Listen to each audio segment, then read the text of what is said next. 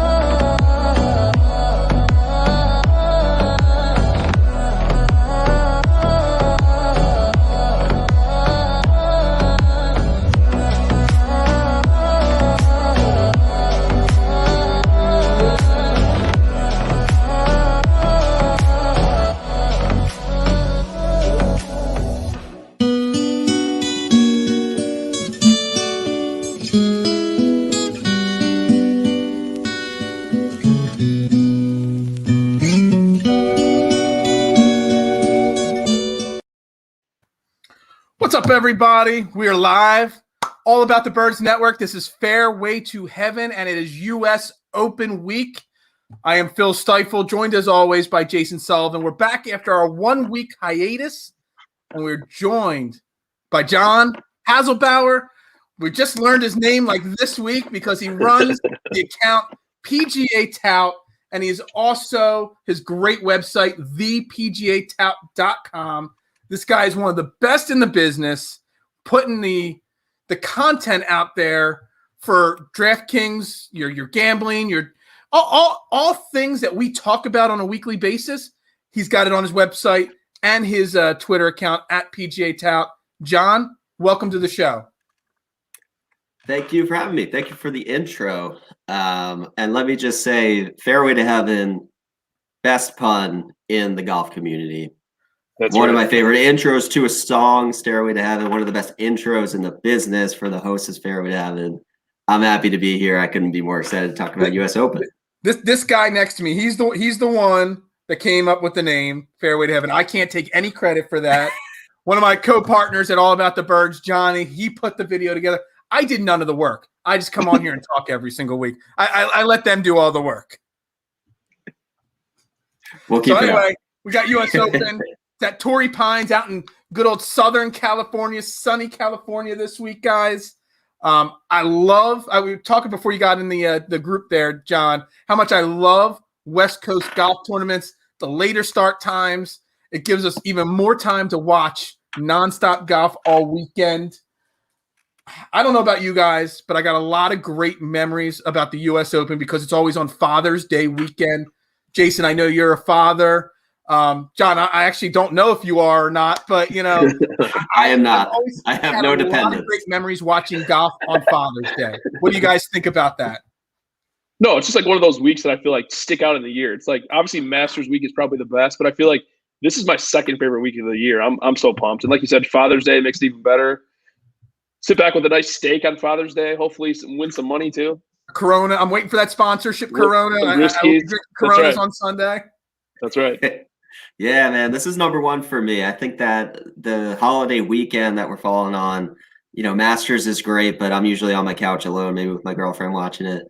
U.S. Open every year is a family affair. Me and my dad and everybody else, cousins, uncles, we're all watching it together. Maybe a little bit different, modified in pandemic times, but the memories of this tournament, I can remember back in 2008 when Tiger won here. Absolutely. And that moment, just like being in the living room watching it. So many great memories at the U.S. Open, and can't wait for another good one this year. As always, guys, I got to shout out some of our great sponsors, of course, with Father's Day coming, manscaped.com. Use promo code AATBirds at checkout, 20% off. Get dads what they want from manscaped.com. Also, 99 jerseys. The greatest sports dad of all time, Al Bundy. They got his Polkai jersey. Get it with AAT Birds 20 at checkout for 20% off. He scored those 4 touchdowns at Polk High. Make sure you get him what he wants. That's your silver sponsors. I'll touch on the rest throughout this show, but let's dive into Torrey Pines here, the U.S. Open, guys. I'm going to go to you, John, first, of course. Thoughts on the course in general before we get into the key stats. What are your thoughts, considering that we've already played this course at the Farmers Insurance earlier in the year? They've made some minor modifications to the course. How do you think the course is going to play, and what are your thoughts on the course in general? Yeah, I think in short, it's going to play more like a U.S. Open event than it is going to play like Torrey Pines. So they're going to grow out the rough. They're going to make the fairways tighter. They're going to make the course as long as they can. They're going to redesign hazards and bunkers and add new hazards around the greens, and they'll grow out the rough around the greens, and they'll roll the greens tighter and firmer so they're harder to hold. So while the bones of the course of Torrey Pines are definitely there, and people who've had success here will have that familiarity stepping in, it's going to be tougher. It's going to play different, and it's going to play different in the ways that the U.S. Opens always tend to. So I'm not looking purely at Torrey Pines history. If I had to weight the two, I'm definitely looking more at U.S. Open success than I would at Torrey Pines. You have to also keep in mind playing golf in San Diego in June is a lot different than playing it in January. So I'm giving a little edge maybe to some of those California locals. This is a Muni. So these guys have played it. It's easy to get a tee time out there for sure, especially for California locals. So got to give a little edge to the local Californians here for sure. And yeah, as is any U.S. Open, you got to hit it far. You got to gain strokes in all 4 categories, absolutely, and you got to be good in that form coming in. This is not a get right spot by any means, so you got to be playing good golf coming into Torrey Pines to have a shot. Jason, anything to add to that? No, just some basics about the course. I guess yes would be the answer, not no. Par 71, 7,700 yards. Going to play really long, like John said. It's going to be it's going to be a bomber's paradise, really. But you're going to have to be accurate too. And I think I don't really put much into putting on a normal basis, but I think I'm really going to weigh putting a lot this week. I don't think you're just going to get lucky and get right with your putter on this course. I feel like you're going to want to take some guys that are good putters, and especially on these greens that are going to play firm and fast. So it's going to be tough. It's going to be, like John said, I'm not really going to weigh too much about Torrey Pines. I think it's going to be a completely different story. I saw an interview with Xander, and he actually came out and said that he doesn't want to see the course at all until he plays it for the U.S. Open, just because you can't compare it to Torrey Pines at all. It's going to be way different. Obviously, different people running the show, so it'll be interesting to see how tough the rough is going to be this week. And of course, the first comment in the comment sections tonight, and everybody watching, make sure you drop your questions, comments. If you have any questions on any players, drop them. Yes, I'm a schmuck. I misspell one word in the description of every single show I do. The last show was Phil Mickelson. I will find something to misspell every show. Don't worry about spelling. Just worry about cashing in your lineups and your bets. And that's what you're getting here with this show. Just so you know. Yeah, I know. I'm calling you out in the station, just so you know. Yeah, I agree with everything you guys said there. I have nothing to add there. I just love the fact that I still think there's something to do with the Farmers and Torrey Pines. It's not as important as other people think, but someone like Patrick Reed having just won on this course, some of the guys that have played well here, the reason they played here translates, I think, still to this course. Like Patrick Reed's style of game still translates to this course. But yeah, shots gained, all those different categories, they definitely play a factor. But like you said, June, that was one of the things I starred on my list here. June in Southern California is a lot different than January in Southern California. And the weather this weekend looks spectacular. Yeah, no rain in the forecast, no wind. There's going to be no weather excuses this week for the players. Yeah, polar opposite to the last major too. So that's another thing to keep in mind. A lot of guys may be looking for a bounce back after the PGA. I got one guy on my card who looked awful at the PGA that I'm going back to this week. The elements are not going to be a factor. As you said, you can't blame it. You're going to hit the shots that you want to hit, and you might be playing out of rougher hazards, but you can't blame the weather. Okay. So real quick. Real quick. Before we get into it, I feel like this is going to be another event where the cream rises to the top. I feel like you're going to have to be one of the elite players is going to win. You're not going to see a guy come out of nowhere and win this tournament. In fact, 9 of the last 10 winners at this event have been in the world top 25. So you're going to get a top end guy that's going to win. So it's just a matter of picking and choosing which, planting your flag somewhere and who you're going to pick. But you're not going to see a scrub win this event, obviously. Well, I've got 4 outright bets. I'm not going to name them right now, but 3 of the 4 outright bets I've got are already former major champions. Okay. 2 of them have already won US Opens. So, that is the kind of player that is going to win this week, or at least be in that top 5. The guys that are the top, I wouldn't even go top 25. I might even go as high as saying a top 15 player is probably going to win this event. Yeah, I can't argue that. And you also got to keep in mind everybody at the top of the game is playing their best golf right now. I mean, a few months ago, you might have said, what do we think about Rory? Can he win? And then he goes out and wins at Quill Hollow. And same thing with Justin Thomas. He recently won at the Players. I'm going to give a courtesy win to John Rahm last week. I'm going to the winner of that event.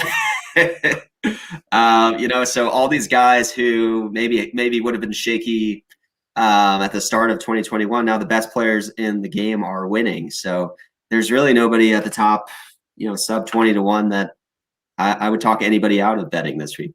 Absolutely. So I want to there's all the different shots gained categories and all the different things that, we look at, all the different statistics and all. But the things I keep hearing this week, it's shots gained off the tee, driving distance, accuracy. It's a US Open course. So driving distance is obviously important. But with this course, I almost feel accuracy is as important as distance. I don't know where you guys are going, but John, again, as the guest, you get to go first every time. Where are you leaning on the driver and the off the tee, and what's the most important aspect of it this week? Yeah, historically, the stats would say accuracy does not matter. Mm-hmm. The USGA would tell you that they are trying to reward somebody that's going to hit these fairways, and they don't want a repeat of what Bryson did last year at Winged Foot. The reality is, if you make the fairways difficult to hit, even the most accurate drivers are going to miss them. And if everybody's missing them, you want to be hitting a wedge out as close to the green as possible. I think it's a little bit of a misconception that Bryson bombed and gouged his way to win at Winged Foot last year. If you look at the stats, if you watched him play, he hit every putt. He was hitting all of his wedges from around the green to inches from the hole. Everybody was 3-putting that week, and he could not. He was lag putting everything to inches from the hole. So a little bit of a misconception. He didn't bomb and gouge that win. He was fantastic in all aspects of his game.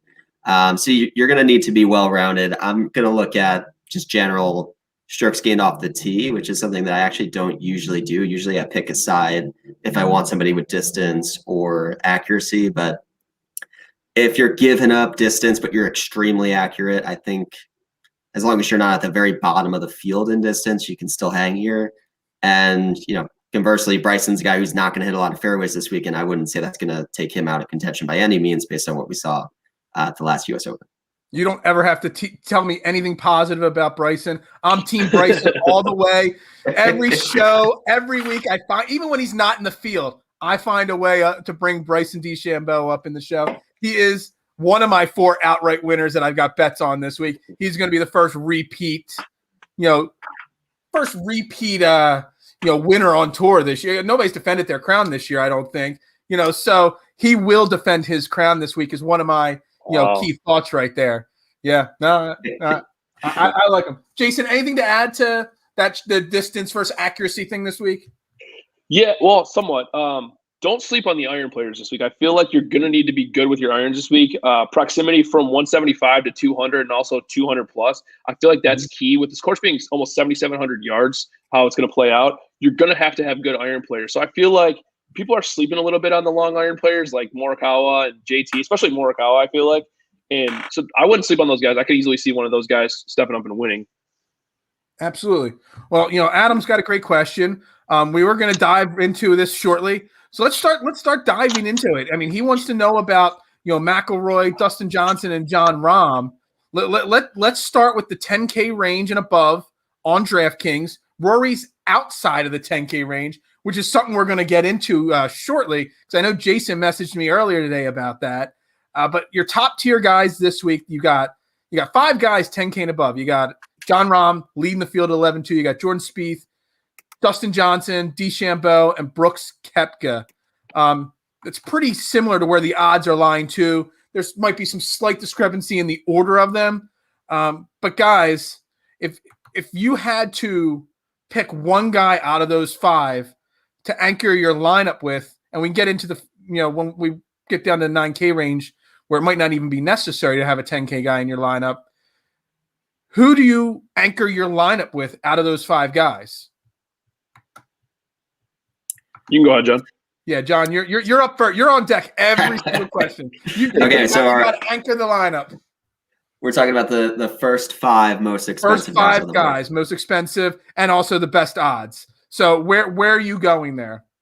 So if you're looking for leverage and say like a Millie Maker, a big GPP, I would say Jordan Spieth is really interesting because nobody's talking about him. I haven't seen a single person bet him on Twitter. Nobody's talking him up. He's number 1 strokes gained total in 2021. You saw the way that Patrick Reed won here at the Farmers, and that is Jordan Spieth's game, just with a little bit improved approach game to match that. So Spieth's been really good this year. He burned me at Colonial, so he's almost on a blacklist for me, but he gave me a good sweat, so I'm not going to completely give him a blacklist. I think if you're just looking for leverage, really interesting DFS play, Jordan Spieth. But for me, I play a little more conservative in the single entries. I think you got to go Brooks here. If you're going to go to the top, what could you say about Brooks? His last 3 U.S. Opens, he's finished first, second, right? So his last major, he finished second at the PGA. And I just think as time goes on, he's going to continue to recover from that knee surgery. And he should continue to get better, not worse, if he's just, continuing to heal. So Brooks is a guy in a major. You don't really have to overanalyze the stats. He's going to hit it far and he's going to grind. He's going to hit some putts. So hard to argue that, and a pretty cheap price too. I think he's 10.1 on DK. So that's probably where I would go. Absolutely. I love those thoughts. Jason, anything to add to that, or guy that jumping on the bandwagon too with Brooks this week. Like John said, his track record at U.S. Opens. I mean, nobody has the track record that he has. I just feel like he's a big game hunter. It almost seems like he has a chip on his shoulder right now because of the whole Bryson thing, and he's out to prove something. I mean, he came second to Phil in the PGA, but I feel like he's going to be right there. He's a kind of an underrated iron player, I feel like, and also a little bit of an underrated putter too. So I feel like with everything factored in and his price only being 10-1, I feel like that's a steal, and I feel like I'm going to anchor most of my lineups with Brooks this week. Yeah, I agree with you on Brooks. He's number 2 on my 4 outright bets. I got Bryson as an outright bet, and I've got Brooks as an outright bet. I actually am probably fading all top 3, including Jordan Spieth, John Rahm, and Dustin Johnson this week. Dustin Johnson's just not played great golf this year. John Rahm, I know he played great 2 weeks ago, and he's got a chip on his shoulder because he untechnically won that event, even though he made us all a lot of money, made me a lot of money. But on the flip side of the equation, he's had a really bad track record in majors for the most part. So the fact that he's the most expensive guy on the list, I stay away from him. So Rahm, Spieth, and Dustin Johnson are all complete fades to me. Bryson, though, everybody knows I'm on Team Bryson, but Team Brooks too. I mean, those prices for those 2 guys are really good. But that's where the next question, or the rest of Adam's question, and the next tier, the 9K tier, the names in the 9K tier, and one of his questions was Rory in that DJ and John Rahm question. You're not getting guys like Rory McIlroy, Justin Thomas, Xander Schauffele. I mean, Victor Hovland's 9,200. The 9K range is so stacked with high-end quality players.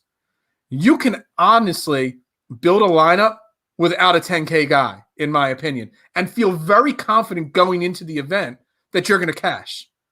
John, thoughts on Rory, but also that philosophy that you could just start at 99 or 9,700 and go from there.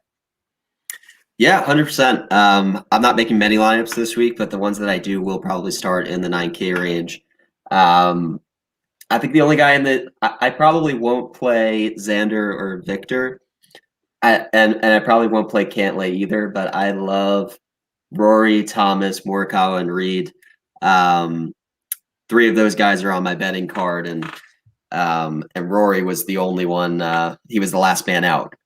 So really, really good pedigree players, guys who have won recently on tour, guys who fit the profile of long hitters, good off the tee players, and great ball strikers.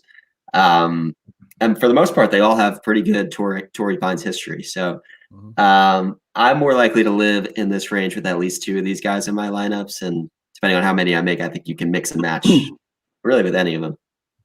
Absolutely agree with you on that, except for one point, but I'll get to that. Jason, your thoughts on this Rory part and that 9K as a starting point this week? You could definitely start your lineups in the 9Ks this week. My favorite is actually Xander this week, though. I know he's going to be super popular. I think I'm willing to eat that chalk. He has 8 top 10s and 16 majors in his career. I mean, that's enough for me right there. Obviously, his U.S. Open track record is pretty awesome, too. 5th, T3, T6, T5 in his 4 U.S. Open appearances. So I like him for that. I think he's a good all-around player, and I think he's going to gain all the way around. But then he also putts best on POA, and he's kind of a little bit of an underrated putter as it is. So I really like him this week. I don't know if he could win. I don't know if I would necessarily bet on him, but I feel like a top 10 is definitely in the cards, obviously. Love Patrick Reed this week, too. I feel like you play Patrick Reed on long, hard courses no matter what. I mean, 6 of 7 cuts in the U.S. Open in his career. Great scrambler, really great putter, too. So I think he fits his course really well. Obviously, he won at Torrey last time he played, too. So like him, and Rory is intriguing me. The more I do research this week, the more I like Rory. Obviously, we know he's great tee to green and birdie or better. But T8 and T9 in his last 2 U.S. Opens, too, I feel like he fits this course really well. The key with Rory, as in every single time he plays, is going to be a short game around the green and putting, which are his weaknesses, basically. But if Rory putts even this week, he is going to be, I feel like he'll be in contention. So I like Rory. Yeah. Rory has had a bad season by Rory standards, but it's not like Rory had a Ricky Fowler drop-off or a George Spieth drop-off. He's still got 4 or 5 of his last, 6 events in the top 20. So it's not like Rory is all of a sudden this awful golfer. He's just not having a Rory season. So he really only had 2 bad tournaments, too. I mean, I feel like it's kind of overblown a little bit. Yeah, he really didn't play well 2 weeks in a row or two events in a row, and I feel like it was kind of overblown a bit. Yeah, exactly. And it wasn't like he was playing like at the Punta Cana event. I mean, it was the Masters and the Players. So, and even at the Masters, it's not like he missed the cut at, 12, 15 over par. He was 6 over par. So I like Rory this week. I will definitely play him in a few. I'm playing a lot. I'm going heavy lineups this week and less on the betting this week.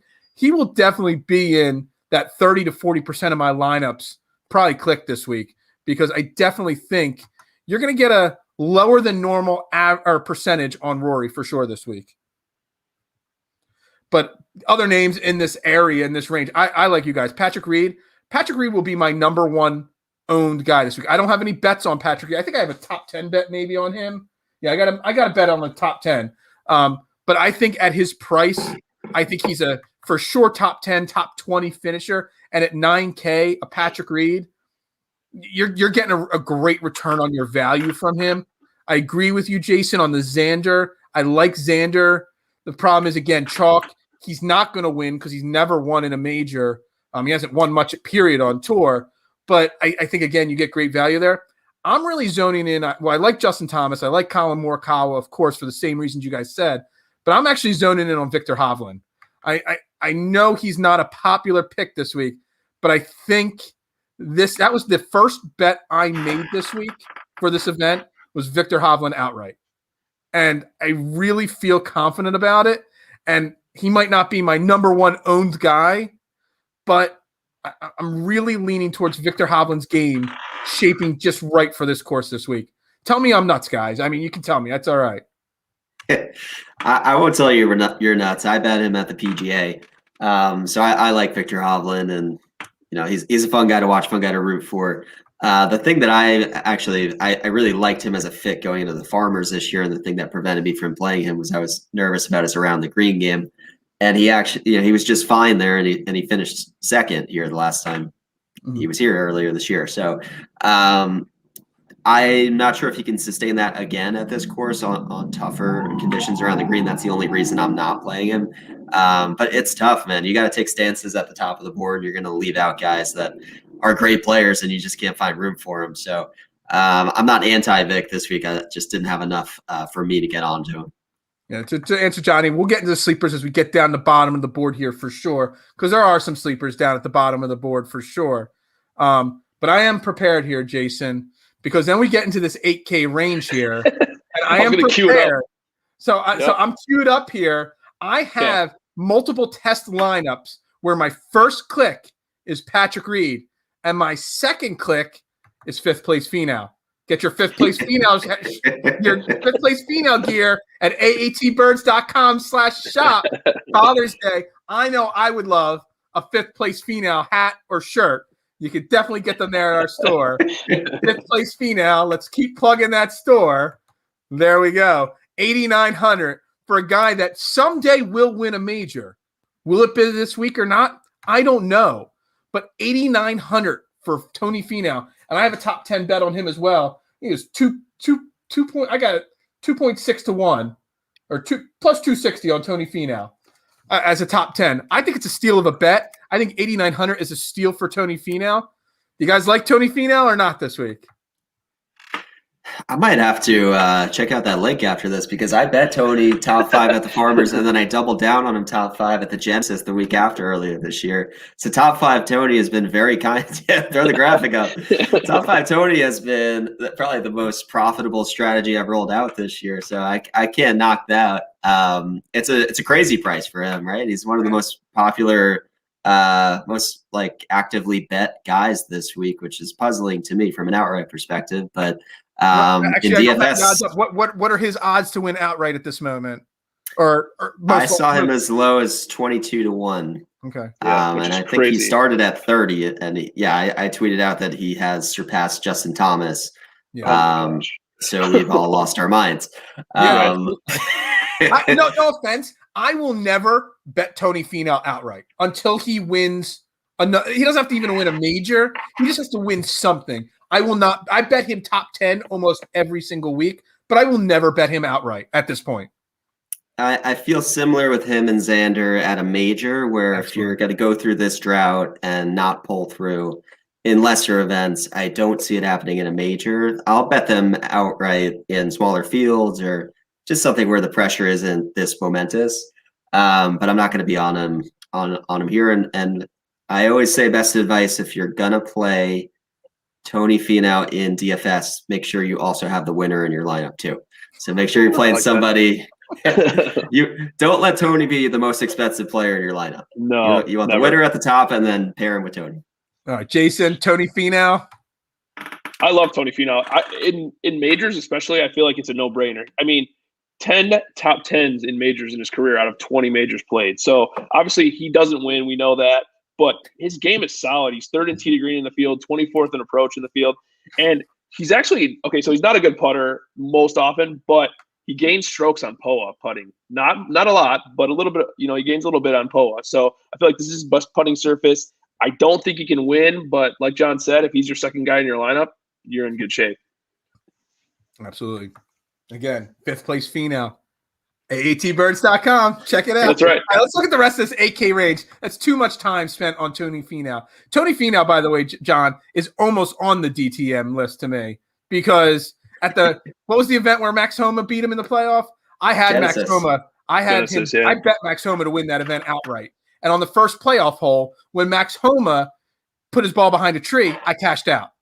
Oh, because Tony Finau was going to win his first event. I mean, I still got a really good payout on that bet, but Tony Finau screwed up and let Max Homa win that. So Tony Finau has let me down a lot, but you got to play him in DFS. But we got Masters champion Hideki.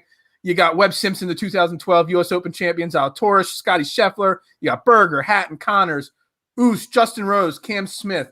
You got some really great golfers that are having great seasons in this 8K range. Betting or DFS-wise, John, out of these other 8K names, who are your favorite guys you like this week to have successful weeks? I think the guy most likely to find his way in my lineups in this range is Louis Oosthuizen. We talked all about the Brooks Koepka consistency and even the Tony Finau consistency at majors. Louis Oosthuizen is no different. He hasn't missed a cut in a major since 2017. I think he has a top 10 in like his last 2 or 3 appearances in majors.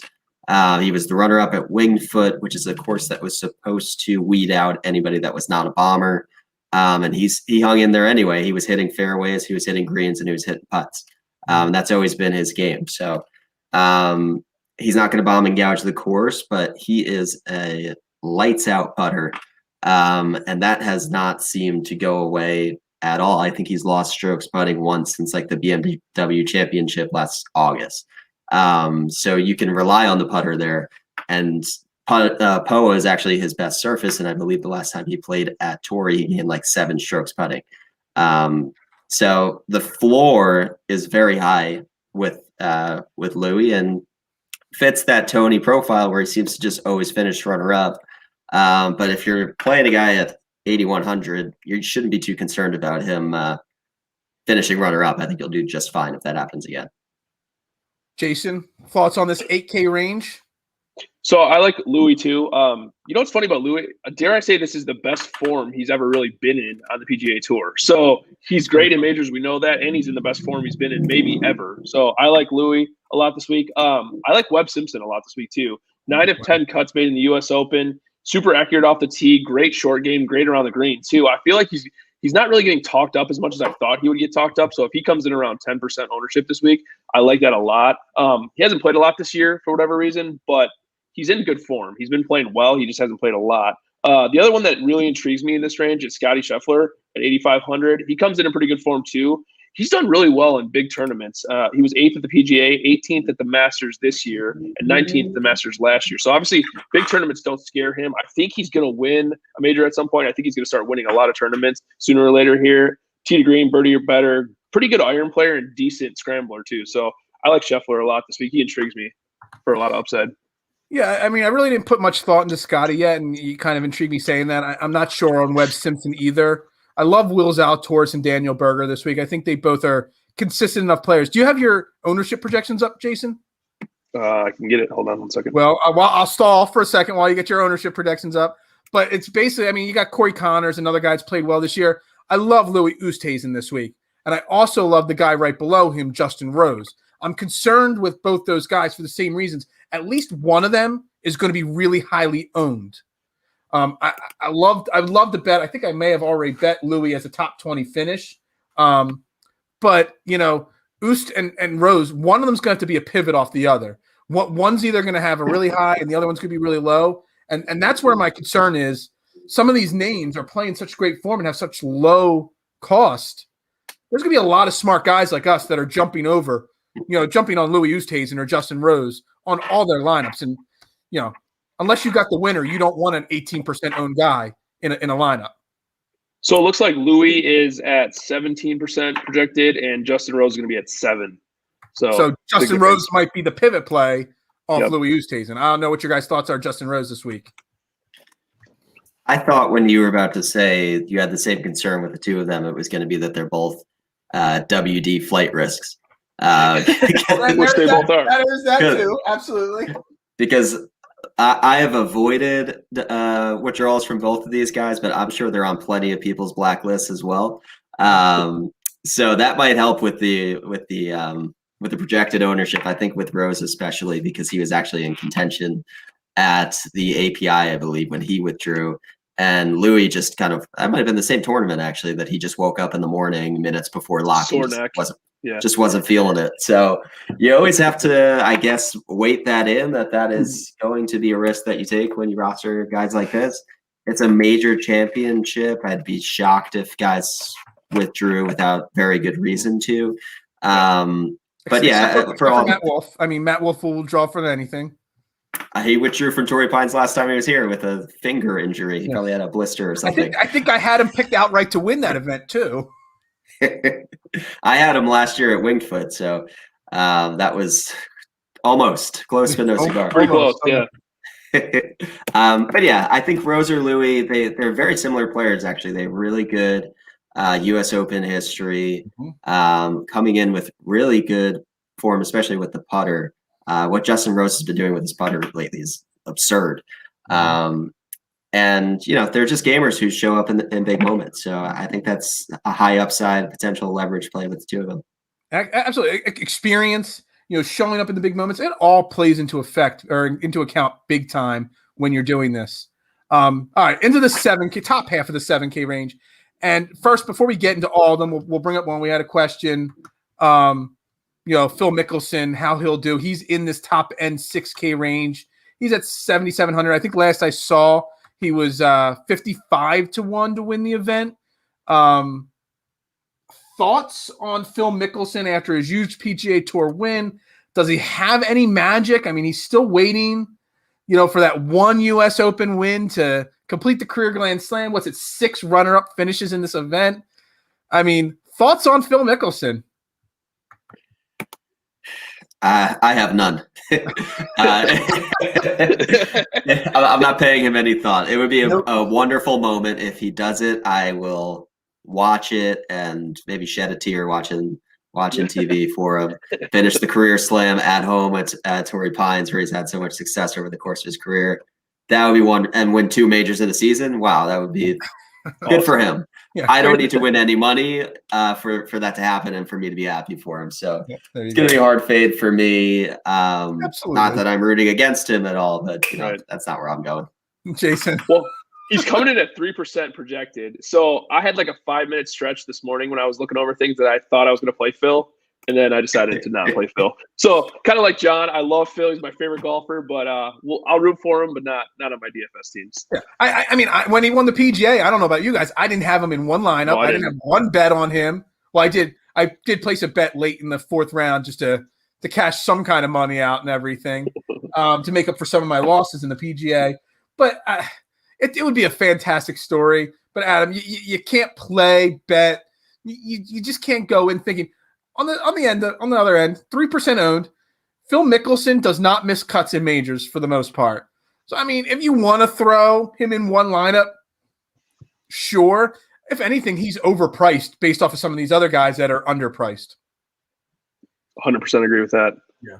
All right, so let's look at the rest. That's the thing, too. His range that he's in is loaded. I feel like there's like 5 or 6 guys right around him that I really like, so. I mean, you look at the top end. You got Answer, Fitzpatrick, Fleetwood, Burns, Lowry, Kokrak, Gary Woodland, Neiman. I mean, these names are all, either winners or contenders on tour this year that are playing great golf. That one of these guys, well, some of them have won majors. One of these guys is going to win a major in their career. It could be this week, it might not be, but there's some great golfers in this upper 7K range that are normally priced at 9K or above. But because of this field, they're so cheap. So, you just can't keep your eyes on Phil Mickelson. Yeah, I agree. I always feel like the 7K range is kind of like split up into its own quadrants. Like the top half of the 7K is guys who are overdue for a win. Paul Casey has never won a major. He should have won multiple majors by now, has not been able to get it done. Answer has never won. Fleetwood has never won. Fitzpatrick has never won on tour. So all those guys are really good golfers that just haven't been able to pull it out. In DFS, that doesn't really matter. They're usually at the top of the board. Answer, Casey, and Fleetwood are actually 3 guys who really pop for me in the greens and regulation and scrambling combo mixes that I was looking at. Answer, Fleetwood, and who else? And Casey. Okay. Yeah. All right in a row. I didn't even realize they're right on top of each other. But that combo is, I think I pulled up a stat that the only 3 players in the field who are top 30 in greens and regulation and scrambling.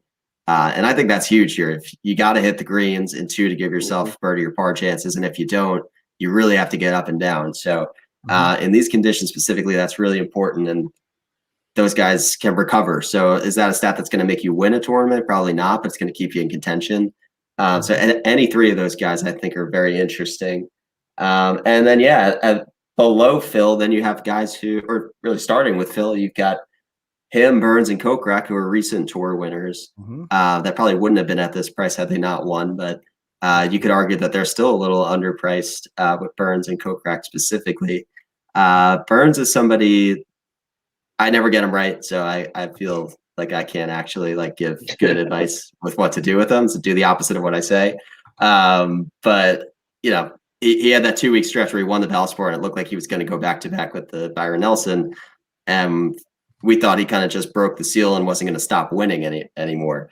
Since then, he got a little back injury at the PGA Championship and kind of went through the motions at the Memorial. But bomber with really good irons who can get extremely hot with the putter was in the final pairing at Torrey Pines this year. Shot like an 80 on Sunday with a 4-putt to start his round. So you gotta, you know, he's always due for a blow up, but upside definitely there for Burns. You know, it's funny too. Burns gained a lot of steam. I feel like today I've listened to a few different shows that they all talked about Burns, and I kind of have a simple rule about Burns because I didn't get him right for a long time either. Is you play Burns in Birdie Fest. You don't play him on tough courses like this. I just don't have faith in his overall game on a course that's going to be this tough. So he's out for me. Love Casey, like you said, pretty much the same reasons. He's done really well in majors. He just can't get over the hump. He's elite, tee to green and scrambling. So I really like him a lot on this course. Matthew Fitzpatrick, I feel like the tougher the course, the better he is. I used to hate this guy with a passion for some reason, but now he's always in my lineups, and he's been really good this year. He's good on tough courses, like I said. Elite putter. He's actually surprisingly good tee to green for a guy that's pretty short, and he's good. He's a good par 5 scorer as well. So I like him. And then I'm going to sprinkle in. I know Shane Lowry's getting a ton of talk in the industry right now. I'm going to sprinkle in some of him. I'm not as high on him as I think some people are, but he has been in really good form. He has 4 top 10s in his last 8 events. So he's coming in good form. We obviously know he can win a major. He won the Open a couple of years ago. So he's interesting, but I don't think I like him as much as the industry as a whole likes him. Right. I love Answer. Answer is one of my top plays this week.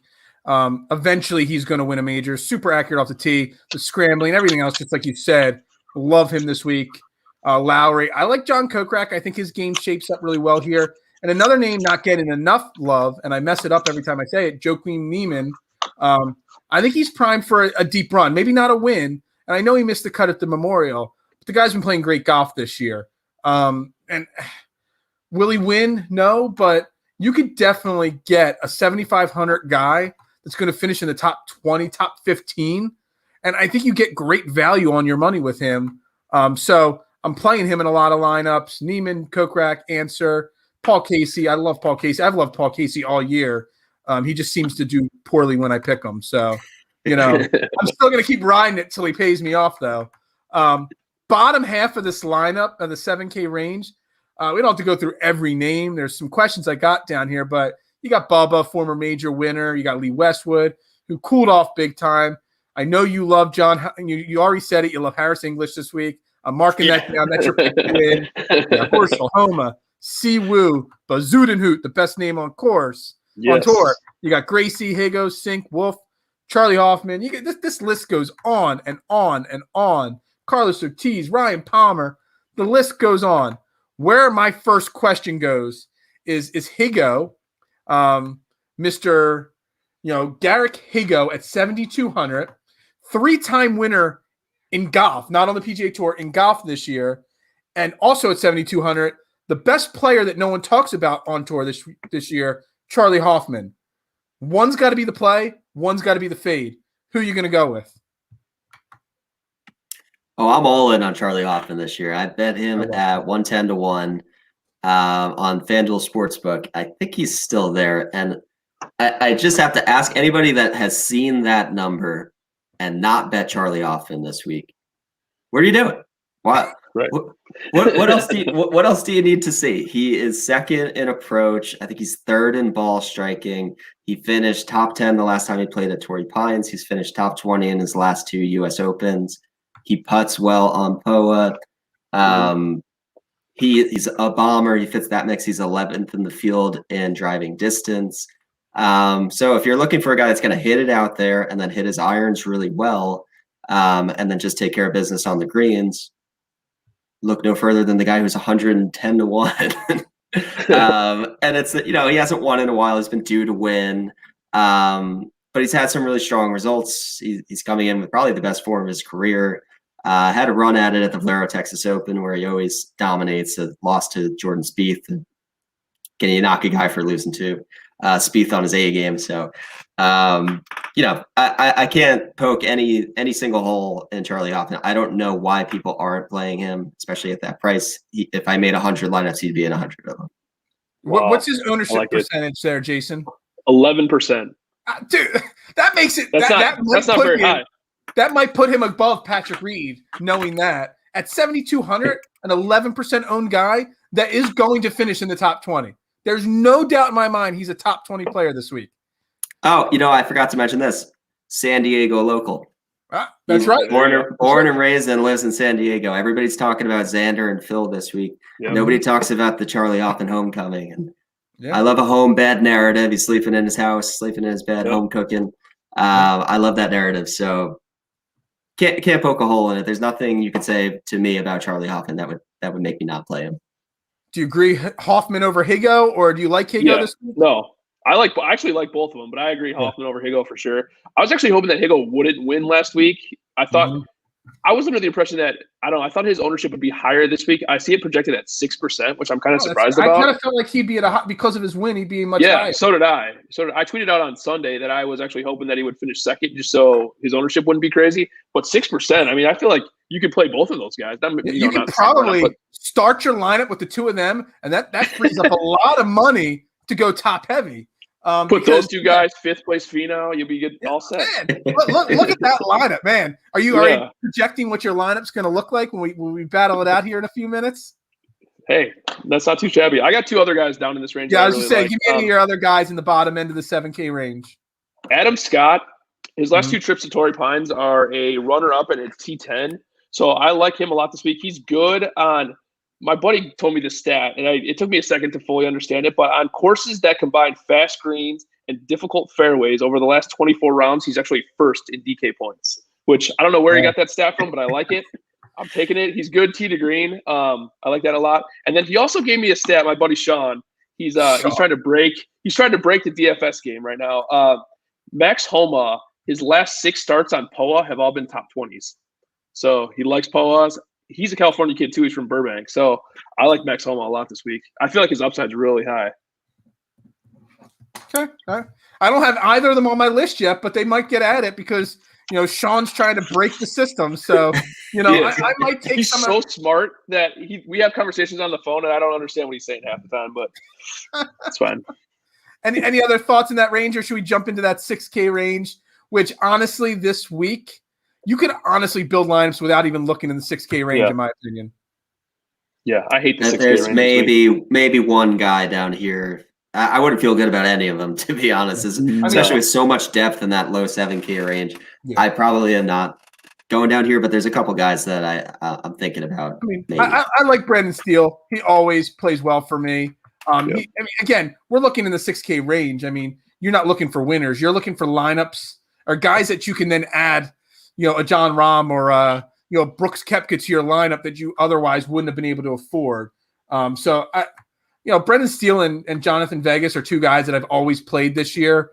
And I look at them this year, there's a chance, honestly, in a 156-person field, when only top 60 and ties make the cut, it's going to be so hard to have a 6-for-6 lineup. You can play one of these 6,500 guys, as long as the ownership's low on those guys.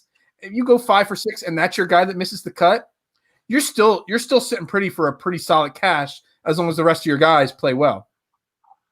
Yeah, no, I agree with you. I have a couple plays that I kind of like in this range. Zach Johnson's made 9 of his last 10 cuts at the U.S. Open. He's obviously not going to finish it high, but if he finishes T40 at 6,900, that's worth it. I like EVR this week. He's done pretty well in his last 2 U.S. Opens. T10 last week. Don't mind him at all. Crap. The last time you brought his name up, he missed the cut. Easily missed the cut. I like him. And then a really, really deep sleeper this week, Chan Kim, finished 23rd at the PGA. Chan Kim. I heard of him yesterday for the first time. He was 23rd at the PGA and 62nd last year at the U.S. Open, so he might make the cut if you're looking to save some money. All right, if you're looking to save some money, go to the 6K range. Or 6K even. Brad Kennedy. He's only played two events on tour, and he's got a T61 and T41. I don't know who the dude is, but you might as well play him. Yeah, have some more Corona. Yeah, exactly. No, I actually had one other guy. I looked at his name because I saw the the cuts and all the game events he made. I forget who it is now, but they were all on the Corn Ferry Tour. So then I'm like, yeah, no. I looked down here at all these names I've never heard of. I'm like, oh, there's a lot of Corn Ferry Tour guys that made the event. All right. So on this show, what we always do is we used to build a joint lineup, but then we realized our joint lineup always failed and never cashed. So now we battle it out for who gets the best lineup. Jason's won the last two and had the best lineup the last two times we've done this. So we're both going to pick a lineup. So the way this works, John, is that we both have to play both these lineups. And then we compare at the end whose lineup made the other person the most money. 2 weeks in a row, mine has not cashed. So, we're going to put the lineup up here. We're both going to pick it live on the air. And you're going to have to tell us whose lineup's better and who's going to have the better chance of succeeding. I feel like John should do a lineup too. Maybe we should throw John under the bus and make him build a lineup live on the spot lineup. I'm down. Let's do it. All right. So, well, you're the guest. You get to build the lineup first. Give me your first guy to build your lineup around. This is my personal lineup I'm building. I'm not building it for you. Okay. Yeah. Your best lineup that you can come up with at this moment. Well, I told you if I made 100, they'd be in all of them. So I got to start with Charlie Hoffman. I already started typing it in. I knew you were going to go there. Charlie Hoffman anchors your lineup. I'm going all six. We're not. Yeah, you're going to do all 6 of your picks. Okay. And then we're going to see at the end of the week. I'll put it on the Fairway to Twitter account at the end of the tournament which one of our 3 lineups succeeded. Because I'm going to put your lineup in one of my entries. I might not put in the Millie Maker, but I'm going to put it in something. Okay, I got to make sure I play this lineup too, then, because I don't want to miss out on that. Okay, number really 2. If this one cashed like big, you'd be really mad. For sure. Patrick Reed, definitely number 2 for me. This lineup is shaping up how my lineup shape up so far. These are the first 2 outrights I bet this week, and I think they're severely underpriced on DFS too. Absolutely. So, let's see. Okay, so how much I got left on average here? You got 84.50 on average now. All right, I'm gonna go Paul Casey next. He's been popping in a lot of my models. I don't think he can win, knocking on the door in a lot of majors, and has a game where he can hit it far out there, but he can also hit fairways. So I think that's going to be pretty important this week. I like him. At 86.33. All right, now I think we got to go. I'm going to go Louis next. Okay. Usti. Yeah, this is a chalk lineup. I love this lineup. Well, I don't really know what tournament you're putting us in here, but we all put it in different tournaments. You play it in whatever you want. I'm putting this. I always do ours in either the free roll or like $1 event. Okay. I don't trust our on-air predictions. All right. How much we got left? All right. So after Louis Oosthuizen, you're at 8,900.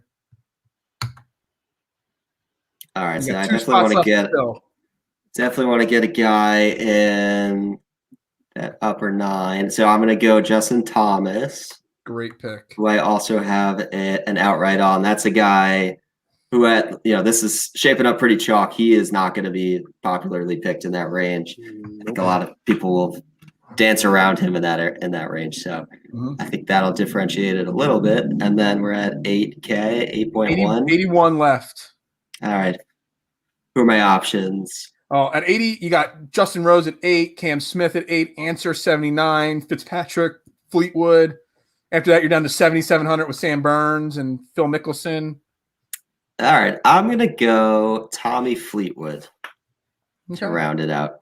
All right. So this is the lineup from guest PGA tout John Haslbauer right there. I actually like this lineup. The only one I don't have, in a lot of, projections right now is Fleetwood, but I still like them this week. This is a great lineup right here. What I usually do is I'll decide my player pool before I do it. So I'll say, like, I'm definitely only going to play these 30 guys, and I might not get to all of them, but I'll limit it that way.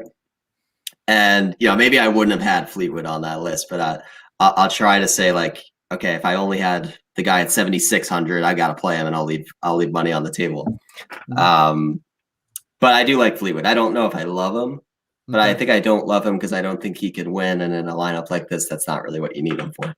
That's a great lineup. I love it. All right, Jason, it's going to be tough for you to beat this lineup. Hey, you can go next. I'll go Oh, last. you want me to go next? Because I already got my lineup ready to go. I wrote it down ahead of time. I prepped ahead of time for this one here. So, all right. So this is not going to be exactly the same, but it's going to be the same a little bit. We'll start with my favorite guy to play in DraftKings. We got Reed, and we're going to go Charlie Hoffman, my second favorite guy this week. Then we're going to go my third favorite guy, fifth place female, which I'm doing this so I can't control to put up the fifth place female hat. I'm sorry. Got to get the intern on the show so he could do that for me. I'm going to go Kokrak. All right. Jack says your pick sucks. Who says it? Jax. What's up, Jax? Go, bud. We're going Daniel Berger, and we are going with my last spot here, Will Zalatoris. This is my lineup here. We got Reed, Hoffman. I got outright bets on a couple of these guys, and top 10 bets on a couple of these guys. These are not just my favorite DraftKings plays. These are my bets too. So we got Reed, Hoffman, Finau, Kokrak, Berger, and Zalatoris. But of course, you can't go wrong with Reed and Hoffman at the top of your lineup. No, I'd have to agree. You got some big bombers in there too. A whole lot of distance in that lineup. Yeah, I'm content with this. I might put this one in the Millie Maker. I'll be honest with you. I like it. I like it. All right, it's time for Jason, the winning lineup, boys. All right, we're gonna go. I'm gonna go Brooks. You're going Brooks, Koepka first. First 10K guy that we took between the three of us here. And then I'm gonna go Xander as my second guy. Wow, you're going top heavy here. It means you're gonna pull out one of those no names at the bottom of the lineup. Zach Johnson King is next. Chan Kim is not next. Zach Johnson. Oh, so you're gonna go with Zach. All right. I'll begrudgingly put that in there. I don't know if I want to play your lineup. This is gonna be a free roll entry, just so you know. Oh, you're gonna miss out on $1 million then. That's fine. All right, 7,900 left. All right, I'm gonna go with. I'm gonna go Casey. Casey, I'm Paul gonna go Casey, okay. Matthew Fitzpatrick. Okay. And then I'm gonna round it off with Brian Harman. You 8K, so you're gonna go Brian Harman. Brian Harman. Is he a U.S. Open player? That's my question. I like Brian Harman from week to week, but on certain types of courses, I don't know if he's got the distance this week. Does he? Keep talking your crap. I was a legit question. I'm kidding. The legit question. You know what? I'm going to mute you. Hold on. I can mute you right here. Your mic's muted for that, okay? He actually has a decent U.S. Open track record. He finished second in 2017. So yeah, so you take that back. Okay, remute. Not only are you getting muted, you're removed from the screen for a second. You're in timeout zone. You're in the penalty box. All right. I will say one thing on Harman. At the end of every show, we go off the rails here. All right, so you got to pick, John. Who built the better lineup, me or Jason? Well, we had two guys overlap, so I got to go with you, Phil. See, I like it. I agree. We got the same core, So yeah, we got the same. We're on the same page. Yeah, exactly. That's all right. And you don't dislike the Tony Finau play either, so the underdog story. Okay, I'm fine with that. Yeah, that's Zach Johnson.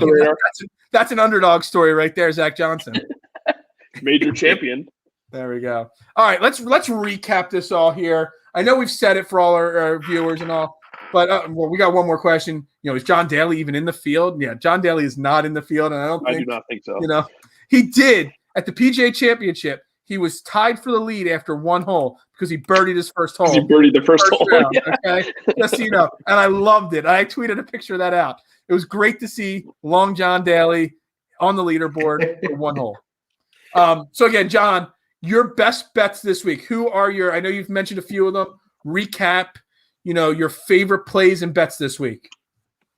Yeah, I have 4 bets this week, which is really light for me. Usually I go for like 5 to 7. But at a U.S. Open, I want exposure to like that 30 and below range. So that's pretty much where I put all my units. But I started my card with Justin Thomas at 24 to 1. I love Justin Thomas this week. He's killing it. I only got him at 23-1, so I'm a little disappointed there.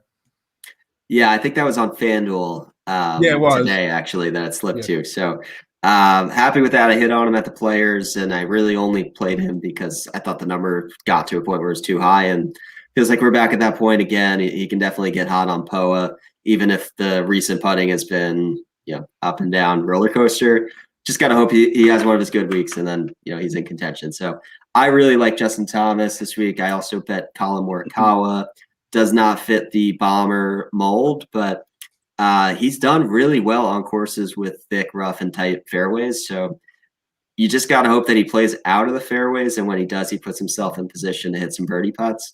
When he gets into the rough, we'll see what happens. I don't know if he can muscle it out. Hopefully he's not in that situation too often, but I got him at 25-1. And Patrick Reed, as we know.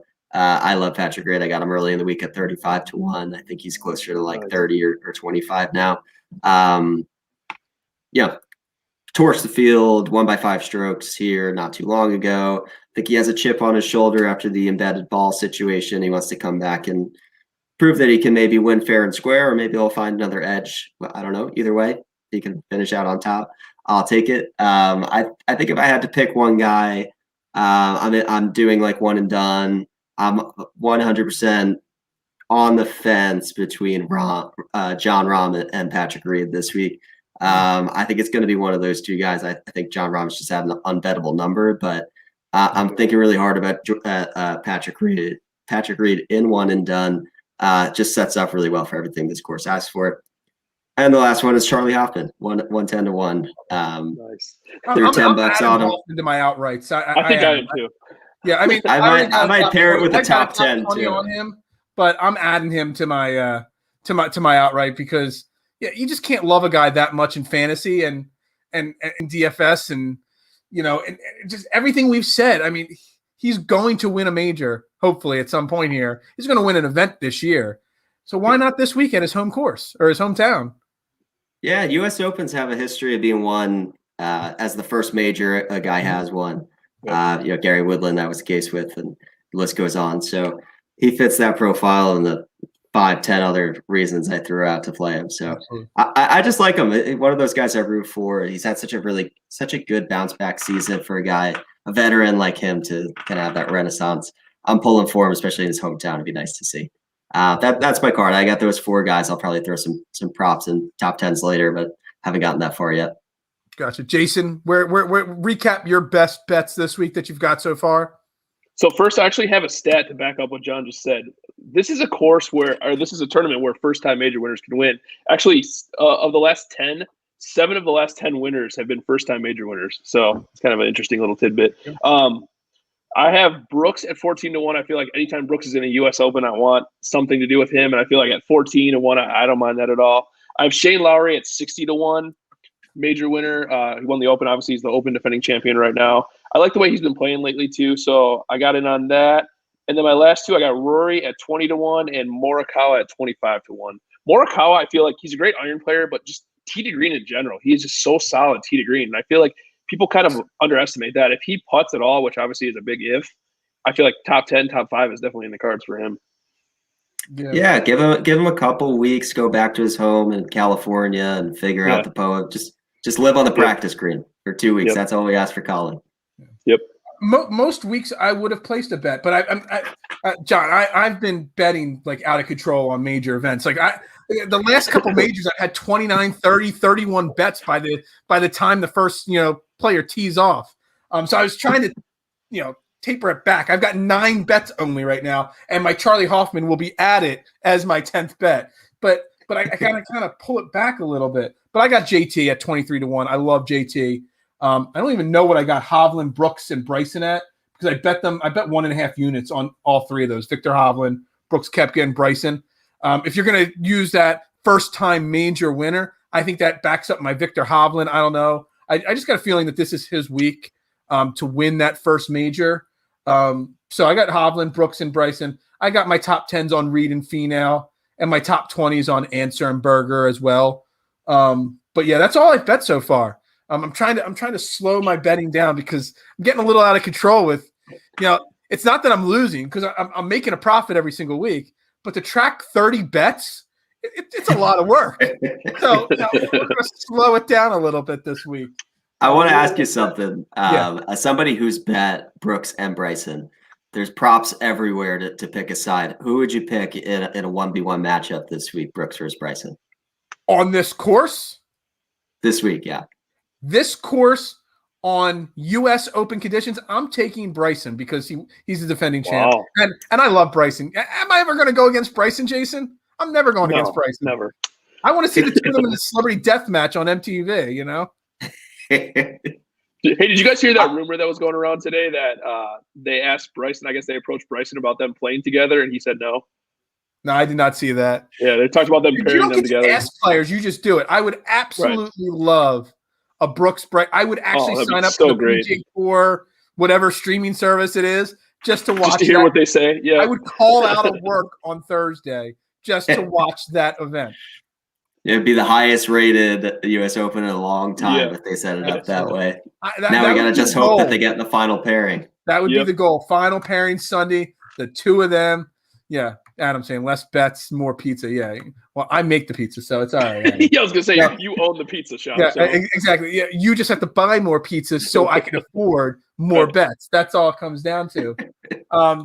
Anyway, guys, John, thank you so much for coming on. This has been a blast. Yeah, we've breezed past the hour mark here. You know, we normally struggle to get past that 55-minute mark, you know, on a show. You know, it's just me and Jason because, you know, me and him get bored of each other and we just wrap it up quickly. But thanks again so much for coming on. Again, this is John Haslbauer, PGA Tout. You got to follow him on Twitter. Great follow, all the golf knowledge. His website, thepgatout.com. I mean, his articles, he puts, that's what, 2 or 3 articles a week that I read at least on your site. I don't know if you do other things other than those, but you know, it's great content, and I've been following you for the entire season, and I love all the work that you put out there.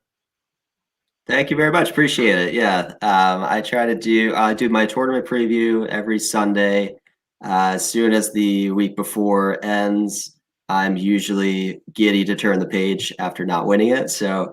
I know I'm not alone in that regard. For everybody that didn't have Higo last week, there to let you turn the page right away. So I try to get that ready to go. You know, Sunday afternoon every week, and then throughout the week I have Bombs and Values article where I just take a look at the long shots I like on the betting card and DFS plays. Starting to do more prop articles where I just write about my favorite prop plays.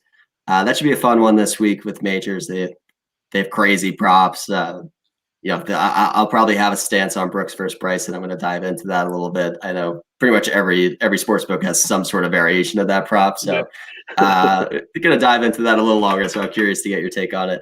And then I just recap my picks in a final article. So out of all the props and all, can you do me a favor and convince me to stop wasting money every single week on first round leader? Because I literally 5 straight tournaments, well, not counting last week, 5 straight tournaments, I've picked a first round leader that finished in second place after the first round. And it's literally killing me. And I tell myself to stop it every single week. And every single week I throw 2 $1 bets at first round leaders, and I just can't stop. Well, no, I can't stop you from doing that because I'm also addicted to first round leaders. Thanks. That did not help at all. I hit on Keegan at the Valspar and Matt Jones at the Honda this year. So I've had a decent first round leader run. My tradition is I always bet Sebastian Munoz.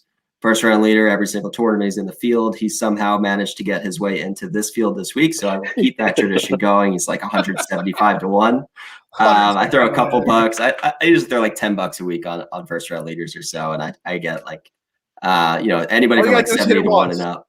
Yeah. If you hit it once, then you're pretty much, house money for the week. So I just do it for the entertainment. There's no there's no strategy to it. There's no strategy. There's no stakes.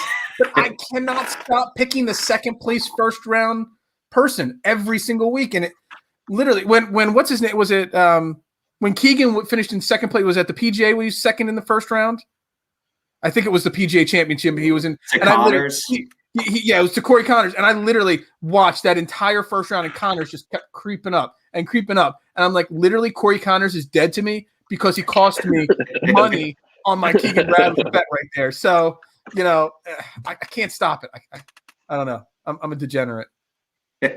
At least it wasn't at the hands of Wes Roach last week, because I know a lot of guys had some Wes Roach heartbreak at the Palmetto.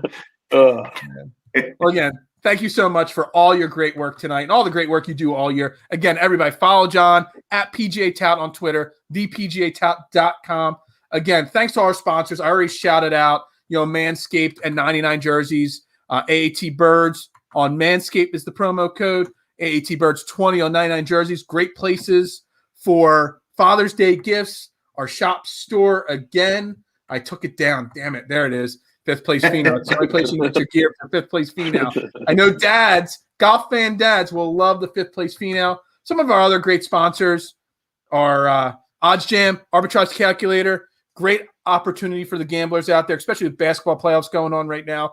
Check out oddsjam.com. Link to sign up is in the bio of the show. And Statement Games, they will have their PGA US Open contest tomorrow on their website. Again, sign up at the links in the bio of the show. Statement Games, fun free twist on fantasy sports that you can win a lot of great prizes.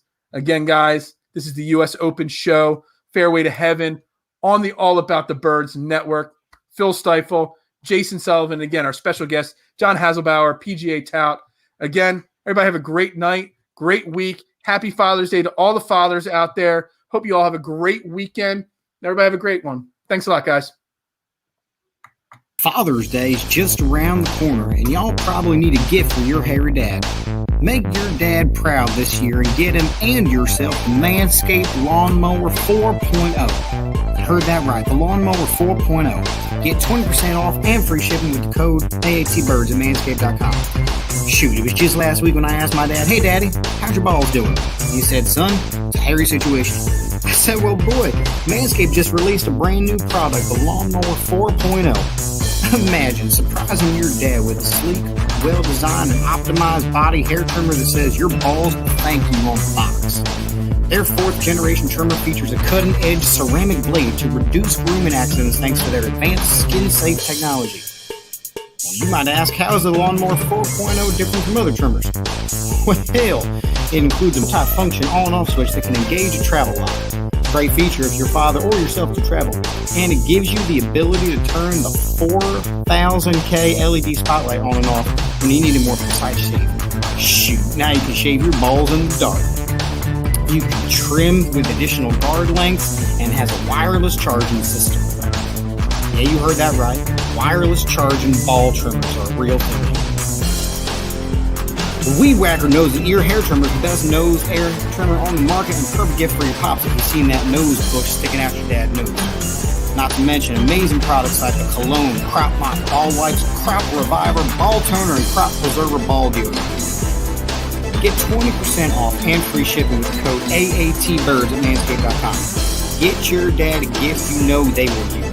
That's 20% off for free shipping at manscaped.com and use the code AATBirds. Don't forget that you came from your daddy's balls. This year, show your original home some love with Manscaped.